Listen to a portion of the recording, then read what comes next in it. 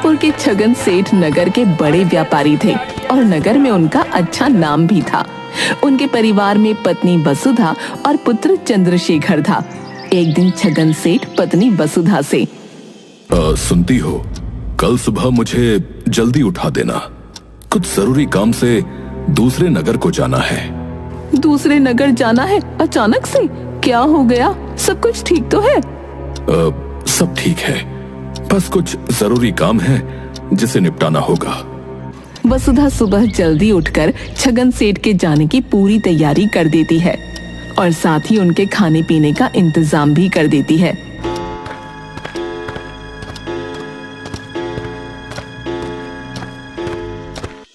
देर रात छगन सेठ दूसरे नगर से वापस आते हैं।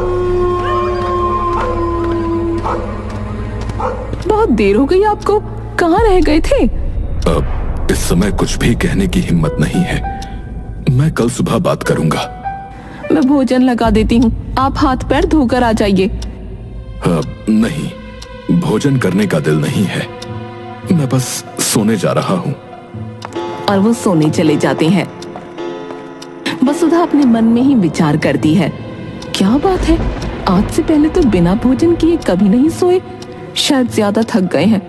चलो कोई बात नहीं, सुबह बात करूंगी। दूसरे दिन सुबह सुबह छगन सेठ के घर पर एक व्यक्ति आता है।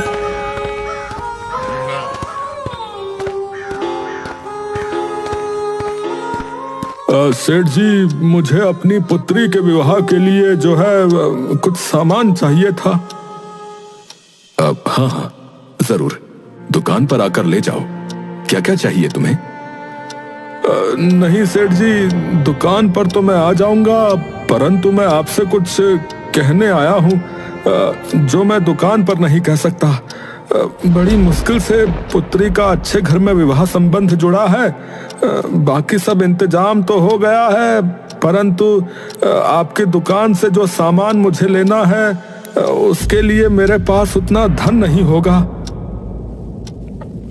तो तुम मुझसे क्या चाहते हो? सेठ जी, मैं आपसे बस इतना अनुरोध करने आया हूँ कि अभी आप मुझे सामान दे दीजिए और मैं जो है धीरे धीरे करके आपका सारा पैसा आपको लौटा दूंगा। छगन सेठ कुछ देर विचार करते हैं और फिर एक पर्चा लिखते हुए बोलते हैं, ठीक है, तुम दुकान पर आकर सारा सामान ले जाओ और नौकर को बोलना कि तुमने पैसा मुझे दे दिया। ये पर्चा उसे देना।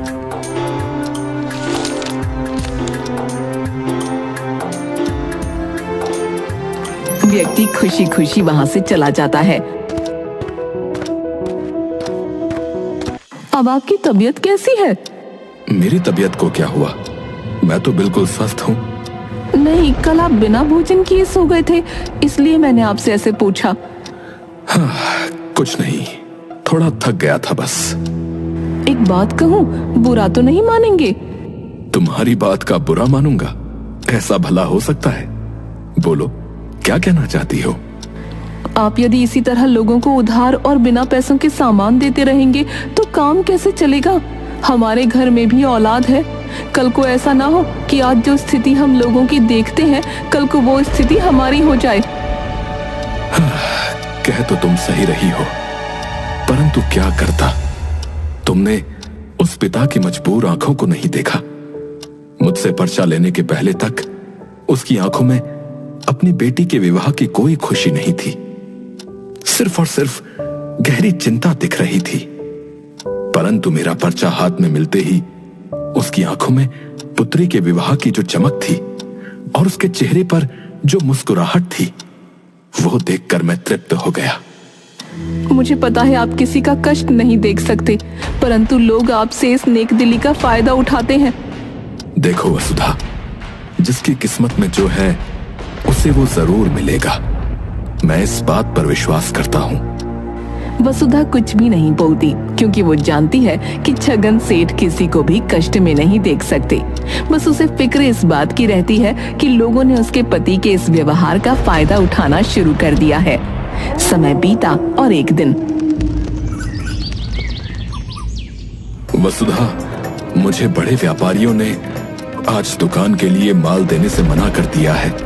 क्यों मना कर दिया उन्होंने? क्योंकि उन्होंने पिछले कुछ महीनों से मुझे जो सामान दुकान के लिए दिया था, मैं उसके पूरे पैसे उन्हें वापस नहीं कर सका। ऐसा क्यों हुआ? मैं क्या करूं? नगर में लोगों ने मुझसे बहुत सारा सामान उधार पर ले रखा है। जब मुझे ही आगे से पैसे नहीं मिल रहे तो मैं व्यापारियों को कहां से पैसे दूंगा? वसुधा बहुत ही शांत स्वभाव की स्त्री थी। उसने बड़ी गंभीरता के साथ कहा, मैं आपसे इसीलिए ही मना किया करती थी क्योंकि कुछ लोग तो सच में जरूरतमंद थे जो आपसे उधार पर सामान लेते थे, पर कुछ लोग आपके इस व्यवहार का फायदा उठा रहे थे। तुम सही थी वसुधा, मैं ही लोगों को और तुम्हारी बातों को समझ नहीं सका। अब मुझे क्षमा कर दो। आपको मुझसे क्षमा मांगने की कोई जरूरत नहीं है, ये सब तो समय का खेल है। छगन सेठ को व्यापार में बहुत नुकसान सहना पड़ा और उन्होंने अपना सब कुछ खो दिया। चिंता के कारण छगन सेठ बीमार पड़ गए और कुछ महीनों में ही उनकी मृत्यु हो गई। थोड़ी बहुत जो जायदाद थी उसे बेचकर वसुधा ने कर्ज चुकाया। जीने के लिए कोई रास्ता न था तो वसुधा लोगों के घरों में काम करने लगी। वसुधा चंद्रशेखर को पढ़ा लिखा कर उसे योग्य बनाना चाहती थी। अब चंद्रशेखर कुछ बड़ा हो गया तो उसे माँ का दूसरों के घर में काम करना बिल्कुल पसंद नहीं था। एक दिन, माँ, मुझे तुम्हारा दूसरों के घर जाकर काम करना बिल्कुल भी अच्छा नहीं लगता है। तुम ये काम छोड़ क्यों नहीं देती? यदि मैं दूसरों के घर जाकर काम न करूंगी तो हमारा गुजारा कैसे होगा? मुझे कुछ भी नहीं पता, बस मैं इतना जानता हूँ कि मुझे तुम्हारा इस तरह लोगों के घर में जाकर काम करना बिल्कुल भी पसंद नहीं है। तुम जल्द से जल्द इस काम को छोड़ दो माँ। वो माँ से झगड़ा कर गुस्से में घर के बाहर चला जाता है। पिता नहीं रहे, इज्जत से जीवन बिताने के लिए धन नहीं रहा। हर बात पर वो माँ से नाराज होने लगा और हर समय सोच में डूबा रहता। हमारे पास धन नहीं होने की वजह से ही माँ को दूसरों के घरों में जाकर काम करना पड़ता है। यदि मुझे माँ का लोगों के घर में जाकर काम करना बंद करना है तो उसके लिए मुझे धनवान बनने का रास्ता ढूंढना होगा, जिससे मैं तुरंत धनवान बन जाऊं और बिना किसी कमी के अपना जीवन अच्छे से व्यतीत करूं। चंद्रशेखर तुरंत धनवान बनने के रास्ते ढूंढने लग गया। एक दिन चंद्रशेखर अपने दोस्तों के साथ नदी के किनारे बैठकर बातें कर रहा था। चंद्रशेखर का दोस्त रोहन कुछ दिनों पहले ही शहर से वापस आया था। रोहन अपने दोस्तों से, तुम लोगों को पता है शहर में लोगों की जिंदगी कितनी अच्छी होती है? उनके पास मनोरंजन के कितने साधन होते हैं। मनोरंजन के साधन? मनोरंजन के कौन से साधन होते हैं भाई? क्या वो भी हमारी तरह गिल्ली डंडा खेलते हैं? सब दोस्त हंसने लगते हैं। नहीं नहीं, उनके पास अपना समय व्यतीत करने के लिए बहुत कुछ है। वहाँ लोगों के घरों में बड़े बड़े डब्बे हैं जिनमें सिनेमा आता है। डब्बे में सिनेमा? भला ये कैसे हो सकता है? हाँ हो सकता है, मैंने खुद देखा है। मेरे चाचा जी के घर में था और वे लोग उसे टीवी कहते हैं। एक बटन दबाओ और उसमें सिनेमा आने लगता है। अच्छा, ये तो बड़ा कमाल है। और क्या देखा तुमने वहाँ? हाँ, और क्या देखा? शहरों में लोगों को हमारी तरह जादू देखने के लिए इंतजार नहीं करना पड़ता। वहां तो हमेशा कहीं ना कहीं मेला लगा ही रहता है। और तुम सबको पता है, मैंने एक कमाल का खेल भी देखा। क्या मेले में कोई नया खेल दिखाया जादूगर ने? कौन सा खेल? नहीं नहीं, जादूगर ने नहीं, टीवी में दिखा रहा था। एक व्यक्ति आया, उसने लोहे और पीतल की कुछ चीज ली और कुछ मंत्र बोला। फिर एक पत्थर धातु पर घिसा और तुम्हें पता है, वो सारी धातु की चीज देखते ही देखते सोने में परिवर्तित हो गई। ये सब बकवास होता है, हाथ की सफाई, ये सब। नहीं नहीं भाई, मेरे चाचा जी बता रहे थे कि ये सच होता है और इसे पारस विद्या कहते हैं। परंतु ये विद्या जोगी, बैरागी, सन्यासी जैसे लोग ही जानते हैं। ये बात चंद्रशेखर के मन में बैठ गई और उसने फैसला किया कि जैसे भी हो वो इस विद्या को सीखेगा और देखते ही देखते धनवान बन जाएगा। वो हमेशा इसी को लेकर सोच में पड़ा रहता। गांव में कोई भी जोगी, बैरागी या सन्यासी आता तो चंद्रशेखर उसके पीछे पीछे घूमता रहता। बहुत से बैरागी, सन्यासी गांव में आए, पर उन सब ने साफ साफ कह दिया कि वो इस विद्या को नहीं जानते।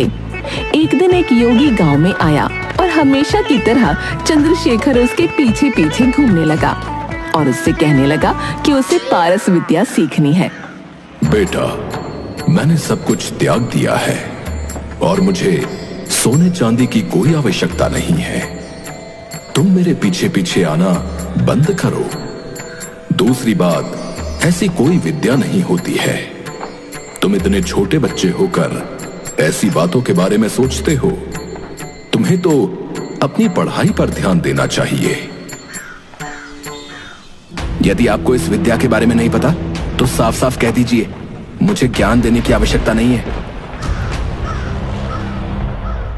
चंद्रशेखर के मन में कोई बदलाव न आया। उसकी माँ भी समझ नहीं पा रही थी कि कैसे ये भूत चंद्रशेखर पर सवार हो गया। एक रात को वसुधा ने चंद्रशेखर से कहा, तुम कल पाठशाला क्यों नहीं गए? चंद्रशेखर चुप रहा। माँ ने ये सवाल दोहराया, चंद्रशेखर, तुम कल पाठशाला क्यों नहीं गए? नाराज होकर चंद्रशेखर बिना कुछ बोले वहां से चला गया। बेचारी वसुधा को अपने बेटे के इस व्यवहार से बहुत दुख हुआ, पर जब भी वो कोई बात कहती तो चंद्रशेखर बिना कोई जवाब दिए गुस्से में बाहर निकल जाया करता। चंद्रशेखर इधर उधर भटकता रहा और गांव के पुराने मंदिर में जाकर बैठ गया। आधी रात के वक्त उसे किसी की आवाज सुनाई दी। ओम हाइम ह्रीम क्लीम चामुंडाय विच्चय फट स्वाहा। ओम आइम ह्रीम क्लीम चामुंडाय विच्चय फट स्वाहा। ओम आइम ह्रीम क्लीम चामुंडाय फट स्वाहा। ये आवाज तो मंदिर के अंदर से आ रही है। लगता है कोई वहां मंत्रों का उच्चारण कर रहा है। चलकर देखता हूँ। वो उठकर मंदिर के अंदर गया तो उसने देखा कि एक साधु वहां मंदिर में था। वो मंत्रों का उच्चारण कर रहा था। चंद्रशेखर धीरे धीरे उसके पास गया और उसे देखने लगा। तभी साधु ने चंद्रशेखर की तरफ देखा और कहा, तुम चंद्र हो ना? चंद्रशेखर अपना नाम एक अनजान आदमी से सुनकर हैरान रह गया। उसने कोई जवाब नहीं दिया। साधु ने दोबारा कहा, तुम चंद्रशेखर हो कि नहीं? स्वर्गवासी छगन सेठ के बेटे। और तुम्हारी माता का नाम वसुधा है? जी, आपने सही कहा, परंतु आप मुझे कैसे जानते? मेरा नाम, मेरे पिता का नाम और मेरी माता का नाम भी जानते हैं। हम सब कुछ जानते हैं। परंतु कैसे? क्या आप हमारे गांव के हैं? नहीं नहीं, ये सब तो हमारे ज्ञान और साधना का फल है। फिर चंद्रशेखर के आश्चर्य की सीमा न रही। इसके पहले उसने सब साधुओं से जैसा पूछा था उसी तरह का सवाल इस साधु से भी पूछा। क्या आपको पारस विद्या मालूम है? साधु ने हाँ में सिर हिला दिया। चंद्रशेखर बहुत ही खुश हो गया। उसने साधु से विनती की, मैं बहुत समय से इस विद्या को सीखना चाहता हूँ, परंतु मुझे कोई ऐसा मिल ही नहीं रहा था जिसे ये विद्या आती हो। साधु महाराज, आप मुझे ये विद्या सिखा दीजिए ना। मैं आपके साथ आऊंगा। कृपया आप मुझे ये विद्या सिखाइए। पुत्र चंद्रशेखर, पारस विद्या का अर्थ है पारस नामक एक पत्थर की शिला। उसके स्पर्श करने से कोई भी धातु सोने में बदल जाती है। ये बड़ी ही रहस्यमयी विद्या है। ये विद्या तुम्हें सिखाने में मुझे कोई आपत्ति नहीं है, किंतु ये बोलते बोलते साधु रुक गया। किंतु क्या स्वामी जी? आप रुक क्यों गए? बताइए ना। इस विद्या को सीखने के लिए बहुत मेहनत और एकाग्रता की आवश्यकता पड़ती है।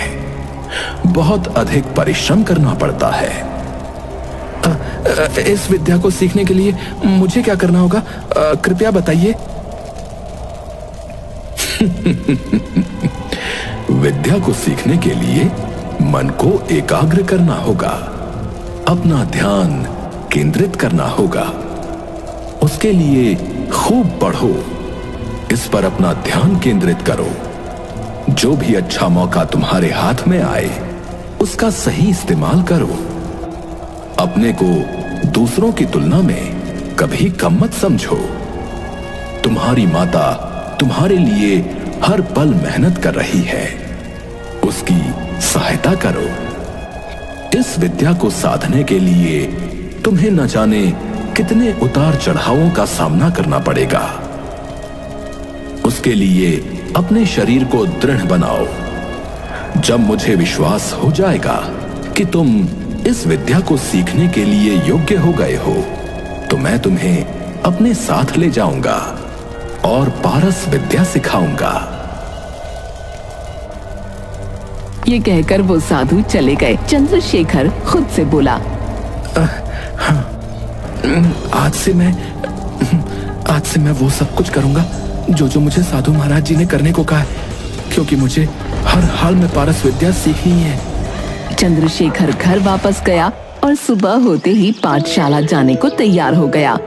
बेटे में आए इस परिवर्तन से वसुधा बहुत खुश हो गई। पहले तो चंद्रशेखर को ऐसा करने में बहुत ही तकलीफ महसूस हुई, पर धीरे धीरे उसका मन पढ़ाई में लगने लगा। अब उसका पूरा ध्यान पढ़ने पर ही केंद्रित रहता था। क्या बोलते हो चंद्रशेखर, आज स्कूल के बाद नदी किनारे ताश पत्ती खेलने चलेगा? अरे गोलू, क्या बात कर रहा है? मुझे पढ़ाई करनी है। अगले महीने से परीक्षाएं हैं, उनकी तैयारी करनी है। अबे बहुत अधिक पढ़ाकू बन रहा है। अब तुमने ही तो हमें ताश पत्ती खेलना सिखाया और अब खुद ही सियाना बन रहा है। दोस्त, मैं तो कहता हूँ तू भी ताश पत्ती खेलना छोड़ और पढ़ाई में ध्यान दे। और मेरा लक्ष्य केवल गुरुजी की बात मानना है। अध्यापक उसकी तारीफ करने लगे। मेहनत और मन की शक्ति से उसका आत्मविश्वास दृढ़ होता गया। अब वो खुश दिखने लगा। अरे वाह, चंद्रशेखर इस बार कक्षा में पहले स्थान पर आया है। बहुत बढ़िया चंद्रशेखर, ऐसे ही मेहनत करो, खूब तरक्की मिलेगी। हाँ गुरुजी, मैं खूब मेहनत करूंगा और माँ का नाम रोशन करूंगा, जिससे वो दूसरों के घरों में काम नहीं करेंगी। मैं खूब धन अर्जित करूंगा गुरुजी। अभी 1 साल भी पूरा नहीं हुआ था कि एक दिन वो साधु चंद्रशेखर के घर पर आए। प्रणाम साधु महाराज। चंद्रशेखर, अब तुम मेरे साथ चलो, मैं तुम्हें पारस विद्या सिखाऊंगा। अब मुझे पारस विद्या सीखने में कोई रुचि नहीं है साधु महाराज। ओह, अब तक तो मैं तुम्हारी प्रतीक्षा कर रहा था, परंतु अब तुम आने से इनकार क्यों करते हो? ऐसे कैसे चलेगा? क्षमा कीजिए साधु महाराज, मैं आपके साथ नहीं आ सकता। बेटा चंद्रशेखर, पढ़ाई की विद्या के लिए अब तुम में श्रद्धा काफी बढ़ गई है, आत्मविश्वास बढ़ गया है। इसी कारण से तुम पारस विद्या को सीखने से इनकार कर रहे हो। मैं भी यही चाहता था कि तुम में ऐसा ही परिवर्तन आए। विद्या से बढ़कर कोई धन नहीं होता। अपनी ही ताकत से साधे जाने वाले कर्म का ही मूल्य बड़ा होता है। मनुष्य के अंदर ही पारस छुपा है। मेहनत और एकाग्रता से ही सारे कार्य किए जा सकते हैं, और यही वो पारस विद्या है जिसे मैं जानता हूं। आपकी बात अब मैं समझ चुका हूं साधु महाराज, इसीलिए आपके साथ आने के लिए मना कर रहा हूं। बेटे चंद्रशेखर, असल में मैं तुम्हारे पिता का एक पुराना मित्र हूं। जब वो जीवित थे तो उन्होंने मेरी बहुत अधिक सहायता की थी, जिसके लिए मैं आज भी उनका आभारी हूं। मैं 2 साल से तुम्हें देख रहा हूं और तुम्हें सही रास्ते पर लाना मेरी जिम्मेदारी थी। इसीलिए मैंने साधु का वेश बनाया। ये कहते हुए साधु अपनी नकली दाढ़ी मूंछ उतार देता है और अपना असली रूप दिखाता है। चंद्रशेखर हैरानी से देखता रह गया। तभी वसुधा वहां पर आई। आपका बहुत बहुत धन्यवाद। आज आपने हमारे लिए जो किया वो हम कभी नहीं भूलेंगे। माँ, मुझे क्षमा कर दो। मैंने तुम्हें बहुत दुख दिए, परंतु अब मैं समझ गया हूँ कि कड़ी मेहनत और अनुशासन से ही प्राप्त की गई योग्यता को असली पारस विद्या कहते हैं, जो साधारण जीवन को सोने जैसे सुखी जीवन में बदल सकती है।